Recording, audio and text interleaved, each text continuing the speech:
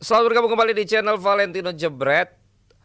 Berbicara tentang naturalisasi diaspora dan pemain keturunan, sepertinya memang tidak ada habis-habisnya dan terus menjadi topik yang terus dibicarakan, didiskusikan, diperdebatkan, mulai dari televisi, sosial media, obrolan bapak-bapak, obrolan ibu-ibu, obrolan RT RW, obrolan siskamling, sampai dengan obrolan di hearing bersama dengan Dewan Perwakilan Rakyat. Tidak secara spesifik bagaimana cerita yang ada dalam pertanyaan salah seorang politisi yang mengatakan 60% 40%, tetapi dari situ gue kemudian menjadi tertarik untuk melihat dari sisi regulasinya, dari sisi perundang-undangannya. Sebenarnya bagaimana dan apakah dari regulasi, baik itu regulasi yang ada di Republik Indonesia dan juga regulasi dari FIFA itu bisa memberikan pencerahan, bisa memberikan gambaran, dan bisa memberikan kita satu fondasi ketika di tongkrongan kita berbicara tentang itu. Kita punya alasan, kita punya landasan untuk bisa ikutan nimbrung untuk mengutarakan pendapat kita.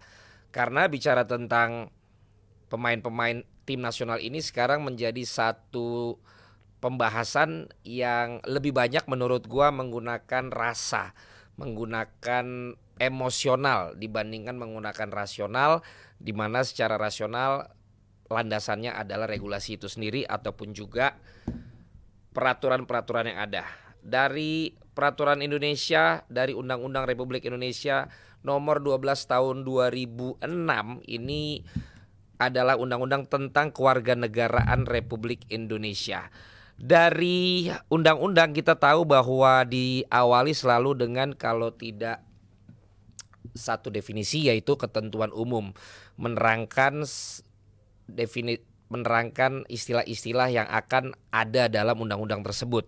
Nah, dalam pasal 1 ketentuan umum di Undang-Undang nomor 12 tahun 2006 ini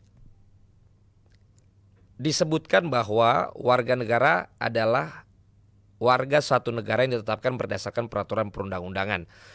Kewarganegaraan adalah segala hal ihwal yang berhubungan dengan warga negara.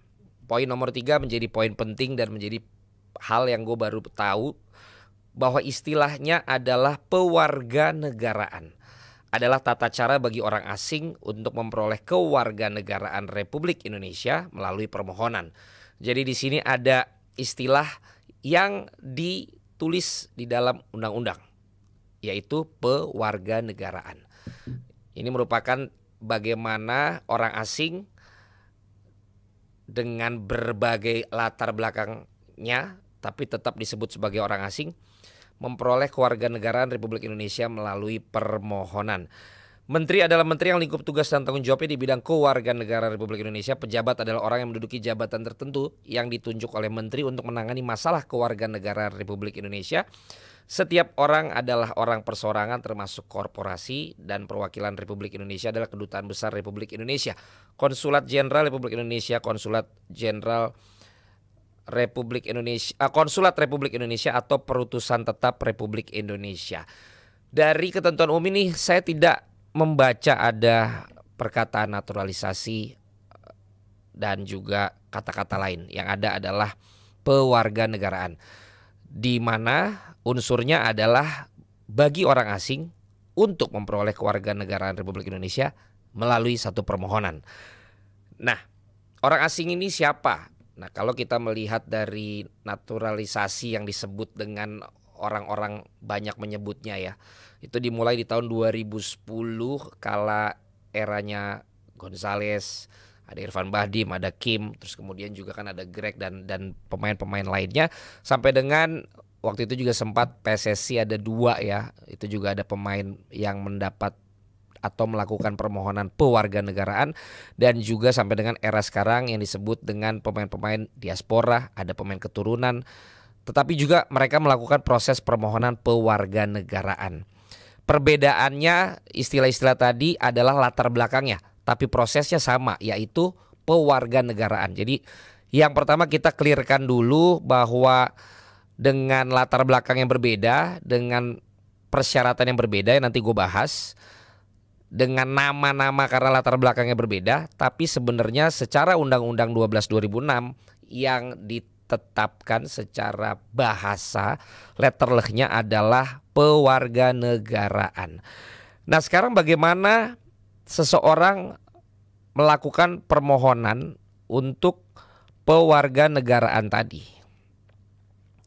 Di bab 3 disebut syarat dan tata cara memperoleh kewarganegaraan Republik Indonesia. Pasal 8 mengatakan kewarganegaraan Republik Indonesia dapat juga diperoleh melalui pewarganegaraan. Jadi kita masuk ke tahap berikutnya di mana pasal 9 menyatakan permohonan, ingat ya tadi kan memang kata-katanya adalah proses untuk menjadi warga negara Indonesia melalui permohonan. Nah, permohonan pewarganegaraan harus memenuhi persyaratan sebagai berikut.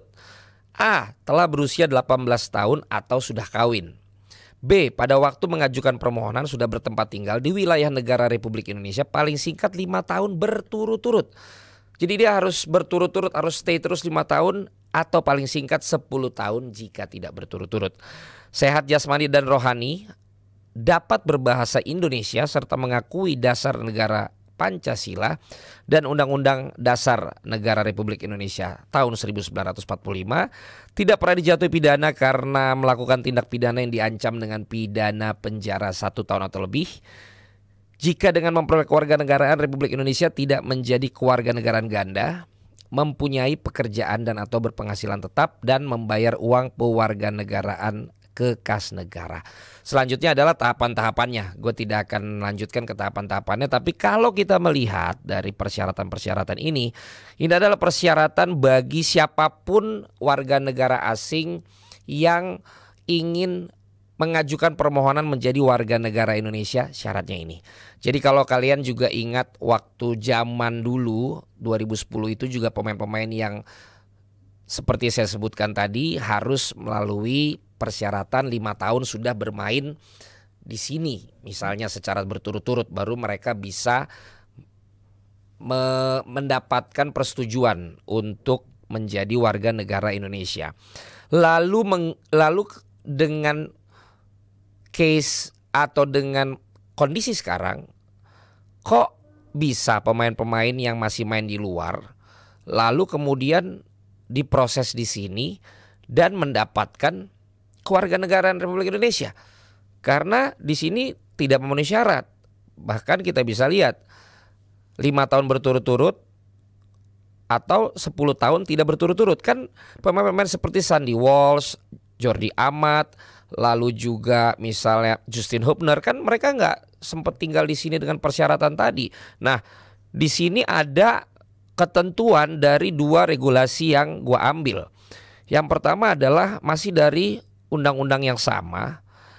Di pasal 20 disebutkan di sini bahwa yang juga bisa mendapatkan warga negara Indonesia adalah orang asing yang telah berjasa kepada negara Republik Indonesia atau dengan alasan kepentingan negara dapat diberi kewarganegaraan Republik Indonesia oleh Presiden setelah memperoleh pertimbangan Dewan Perwakilan Rakyat Republik Indonesia, kecuali dengan pemberian kewarganegaraan tersebut mengakibatkan yang bersangkutan berkewarganegaraan ganda. Jadi gimana Len interpretasinya? Sebelum gue terangkan dengan gaya bahasa gue, kita lihat dulu dalam undang-undang itu ada penjelasannya. Apakah pasal 20 ini dinyatakan cuma cukup jelas atau memang ada keterangan penjelasannya? Kita menuju ke pasal 20.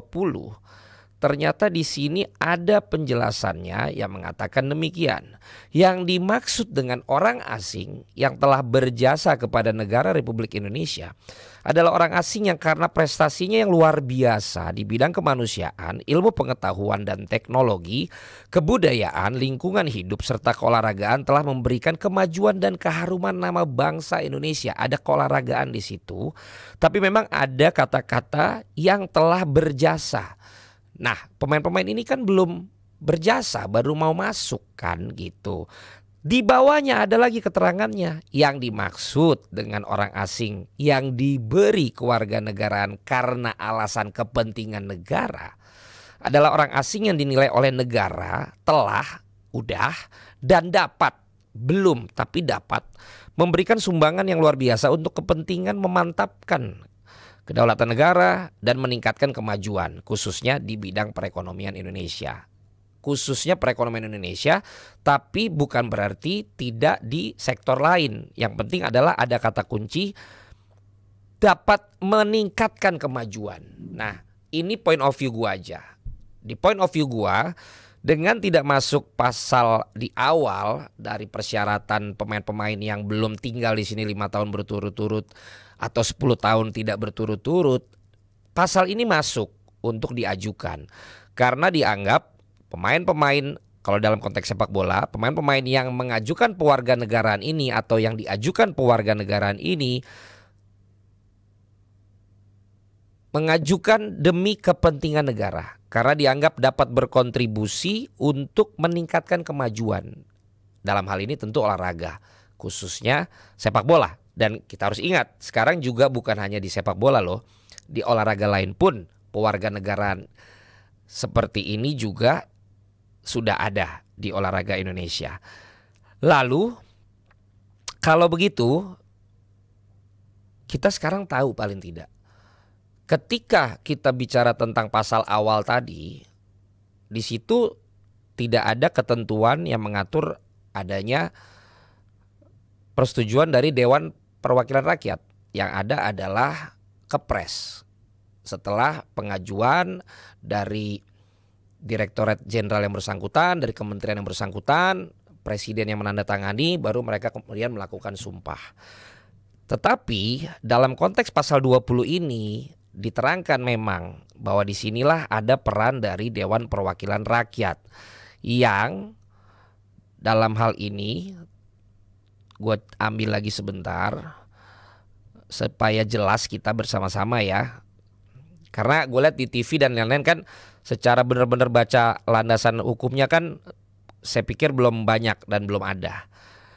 Dengan pasal 20 tadi, orang asing yang telah berjasa kepada negara Republik Indonesia atau dengan alasan kepentingan negara dapat diberi kewarganegaraan Republik Indonesia oleh Presiden setelah memperoleh pertimbangan Dewan Perwakilan Rakyat. Jadi dalam hal pemain-pemain yang sekarang ini yang diajukan untuk kepentingan negara memang ada juga diperlukan persetujuan dari Dewan Perwakilan Rakyat. Dalam hal ini apabila juga sudah akhirnya diberikan persetujuan, di situ ada peran juga dari Dewan Perwakilan Rakyat untuk memiliki pesan atau memiliki harapan atau memiliki catatan gitu ya. Nah, dari situlah mungkin kemudian ada catatan dan ada seperti himbauan gitu ya, seperti permintaan yang tidak wajib untuk diiyakan gitu dari sisi Dewan Perwakilan Rakyat, karena dalam hal ini Dewan Perwakilan Rakyat so far menyetujui gitu loh pemain-pemain yang diajukan untuk kepentingan negara tadi untuk bisa mendapatkan pewarganegaraan, menjadi warga negara Republik Indonesia. Itu dulu yang gue mau ambil, bahwa kemudian isi pesannya adalah 60-40. Nanti kita coba bahas lebih lanjut dan teman-teman juga berhak untuk komen, tapi sekarang kita sudah jelas ya ada aturannya. Nah, tadi gue bilang ternyata ada regulasi satu lagi, yaitu regulasi dari FIFA. FIFA sendiri mengatur dalam regulasi mereka secara induknya itu namanya adalah Commentary on the Rules Governing Eligibility to Play for Representative Teams di revisi 2021. Jadi di sini membahas hal-hal yang berhubungan dengan nationality, kewarganegaraan yang bisa main tuh siapa aja, yang kalau dulu udah main apakah dia bisa main lagi dengan negara yang berbeda dan lain sebagainya. Khusus tentang materi kita hari ini ada di artikel 7, judulnya Acquisition of a New Nationality. Nah, di sini disebut dengan simple dan gue pikir ini menjadi landasan kita kemudian untuk diaplikasikan dalam undang-undang kita tadi. Di sini dikatakan bahwa Any player who refers to Article 5, Paragraph 1 to assume a new nationality and who has not played international football in accordance with Article 5, Paragraph 3 shall be eligible to play for the representative teams of the new associations only if he fulfills one of the following conditions. Jadi di sini ada aturan dari FIFA kalau kalau pemain di level tertentu belum membela tim nasional manapun, maka dia jika memenuhi satu syarat saja dari syarat-syarat berikut ini, dia dapat untuk membela negara lain yang bukan negara asalnya dia sekarang. Tentu dengan catatan ketika dia menjadi warga negara sana. Makanya tidak berarti undang-undang ini dulu baru kemudian dijadikan warga negara Indonesia, tapi karena ada persyaratan ini maka diwarganegarakan Indonesia dulu, baru kemudian masuklah ke unsur ini. Bagian A, he was born on the territory of the relevant associations. Berarti dia lahirnya di federasi asosiasi yang mau dia bela tersebut negaranya. Dalam hal ini misalnya PSSI, berarti di Indonesia. His biological mother or biological father was born on the territory of the relevant associations. Berarti bapak ibunya lahirnya di Indonesia. His grandmother or grandfather was born on the territory of the relevant associations. Atau bahkan kakeknya atau neneknya itu lahirnya di Indonesia. Kemudian yang D, he has lived on the territory of the relevant associations. Dia udah tinggal di Indonesia, dalam hal pemain Indonesia ya. Itu yang pertama. Untuk pemain yang memang dari umur sebelum 10 paling enggak dia harus 3 tahun tinggal di Indonesia. Untuk pemain yang umurnya 10 sampai 18 dia minimal 5 tahun ada di Indonesia. Untuk pemain yang di atas 18 tahun dia juga minimal 15 tahun. Nah, pasal 2 ada pemain-pemain yang pengen mengambil hal ini berdasarkan poin 2 tadi, yaitu pemain-pemain yang usianya 10 sampai 18 dan 18 ke atas, disebutkan bahwa demonstrate that the move to the territory of the association was not for the purpose of participating for its representative teams. Jadi bukan berarti dia mau ngambil unsur yang tadi khusus untuk bisa main di situ, dan juga harus mensubmit eligibility to the player status committee. Tapi ini tidak terlalu relevan. Yang relevan adalah 3 unsur tadi. Bahwa yang pertama dia lahir di situ, jika dia lahir di situ, atau jika bapak ibunya lahir di situ, atau jika kakek neneknya lahir di situ, maka dia bisa untuk membela asosiasi negara tersebut. Nah, untuk membela asosiasi itu kan harus jadi warga negara. Kenapa? Karena Indonesia tidak menganut 2 warga negara. Yang dianut adalah hanya 1 warga negara. Dan ketika orang ini atau pemain ini memilih untuk menjadi warga negara Indonesia, maka dia harus tidak menggunakan warga negara satunya lagi. Nah, itu yang mengapa pemain-pemain ini harus tetap mengurus kewarganegaraannya di Indonesia, karena di Indonesia hanya menganut 1 warga negara. Nah, bicara tentang itu, ini adalah bicara tentang asas-asas dari kewarganegaraan. Singkat saja, gue akan kasih tahu kalian termasuk yang menjadi asas bagi negara Indonesia. Ini dia yang pertama. Udah kayak dosen ya gue ya. Ya kan gak apa-apa, sekali-sekali biar kelihatannya agak serius gitu loh. Apa sih asas-asas kewarganegaraan yang di Indonesia ini? 1, asas ius sanguinis, law of the blood, adalah asas yang menentukan kewarganegaraan seseorang berdasarkan keturunan, bukan berdasarkan negara tempat kelahiran. Itu yang paripurnanya buat jadi warga negara Indonesia. Asas ius soli, law of the soil, secara terbatas adalah asas yang menentukan kewarganegaraan seseorang berdasarkan negara tempat kelahiran, yang diberlakukan terbatas bagi anak-anak sesuai dengan ketentuan yang diatur dalam undang-undang ini. Kalaupun bisa, tapi ada aturannya dalam undang-undang ini. 3, asas kewarganegaraan tunggal adalah asas yang menentukan 1 kewarganegaraan bagi setiap orang. Jadi 1 warga negara doang. 4, asas kewarganegaraan ganda. tapi terbatas adalah asas yang menentukan kewarganegaraan ganda bagi anak-anak sesuai dengan ketentuan yang diatur dalam undang-undang ini. Dan undang-undang ini pada dasarnya tidak mengenal kewarganegaraan ganda atau bipatrid ataupun tanpa kewarganegaraan apatrid. Kewarganegaraan ganda yang diberikan kepada anak dalam undang-undang ini merupakan satu pengecualian. Dan ini ada asas-asas lain yang gua akan sebutkan yang punya relevansi dengan pemain-pemain kita. Satu, asas kepentingan nasional adalah asas yang menentukan bahwa peraturan kewarganegaraan mengutamakan kepentingan nasional Indonesia yang bertekad mempertahankan kedaulatannya sebagai negara kesatuan yang memiliki cita-cita dan tujuannya sendiri. Kemudian asas yang menurut gua relevan ketika nanti juga pemain-pemain yang melakukan proses pewarganegaraan ini sudah menjadi warga negara Indonesia adalah asas persamaan di dalam hukum dan pemerintahan. Yaitu asas yang menentukan bahwa setiap warga negara Indonesia mendapatkan perlakuan yang sama di dalam hukum dan pemerintahan. Kemudian yang juga masuk menurut gua adalah asas non-diskriminatif. Yaitu asas yang tidak membedakan perlakuan dalam segala hal. Ikhwal yang berhubungan dengan warga negara atas dasar suku, ras, agama, golongan, jenis kelamin, dan gender. Jadi menurut gua di luar dari asas-asas lain, dari 3 asas ini saja sudah bisa menjawab apabila pertanyaannya adalah apakah perlu untuk dibagi proporsinya pemain dari yang lahirnya udah di sini dan keturunan sini dengan pemain yang melakukan proses pewarganegaraan tadi. Sudah ada menurut gua dan kalian sekarang bisa tulis di kolom komen sendiri. Kenapa? Karena menurut gua ketika akhirnya seseorang itu sudah mendapatkan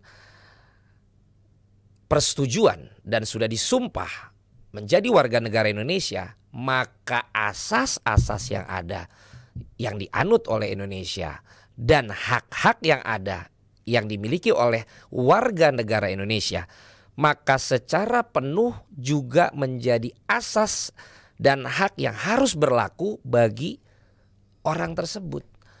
Nah, sekali lagi gue ulang, asas kepentingan nasional dalam hal ini seperti yang gue bilang tadi, pengajuannya adalah berdasarkan kepentingan untuk membela tim nasional Indonesia menjadi lebih baik. Asas persamaan di dalam hukum, artinya di mata hukum jadinya sama gitu. Kemudian juga asas non-diskriminatif, tidak membedakan perlakuan. Jadi semuanya ya sama dong harus diperlakukannya gitu. Jadi kalau memang menurut saya, kalau dalam hal ini dianggap ini tidak perlu, ya sebenarnya dengan pengajuan pemain berdasarkan kepentingan negara tadi di mana diperlukan persetujuan DPR, sebenarnya di situ yang menentukannya gitu. Ya kenapa nggak sekalian nggak disetujuin aja gitu kan. Tapi ketika akhirnya DPR pun memberikan rekomendasi untuk disetujui, ya berarti secara vice versa, secara otomatis asas-asas dan dampak setelah disetujui dan dia menjadi warga negara Indonesia, ya mau nggak mau harus juga diberikan kepada mereka gitu. Dan yang kedua menurut gua adalah ketika akhirnya terjadi persaingan dengan kondisi sekarang dan kemudian misalnya dalam persaingan yang fair tersebut ternyata pemain-pemain yang menjadi warga negara Indonesia melalui proses pewarganegaraan tadi dianggap lebih berkualitas, maka ingatlah harus kita benahi dengan program yang terukur dan jangka panjang. Bagaimana pembinaannya? Apa yang salah dengan pembinaan usia dininya? Apa yang perlu dievaluasi dengan itu? Apa yang perlu diperbanyak? Apakah pola latihannya? Apakah memang turnamennya? Apakah fasilitasnya? Sampai dengan akhirnya jenjang itu naik ke level yang lebih tinggi lagi. Bagaimana dengan liga-liganya? Dari liga swasta, turnamen swasta, kemudian liga sekolah, turnamen sekolah, liga mahasiswa, turnamen mahasiswa, lalu kemudian liga amatir, turnamen amatir, sampai akhirnya liga profesional, turnamen profesional. Bagaimana blueprintnya ini? Supaya apa? Supaya nanti ketika akhirnya pun diadu, pemain dari proses pewarganegaraan dengan pemain-pemain yang memang yang tadi gue bilang dari keturunan dari kecilnya udah orang Indonesia, jadinya harus tetap fair juga gitu. Jadi saya pikir teman-teman dengan aturan-aturan tadi yang saya bahas bisa punya kesimpulan bagaimana ketika kita mencoba memberikan pendapat ketika memang ada pertanyaan-pertanyaan seperti itu.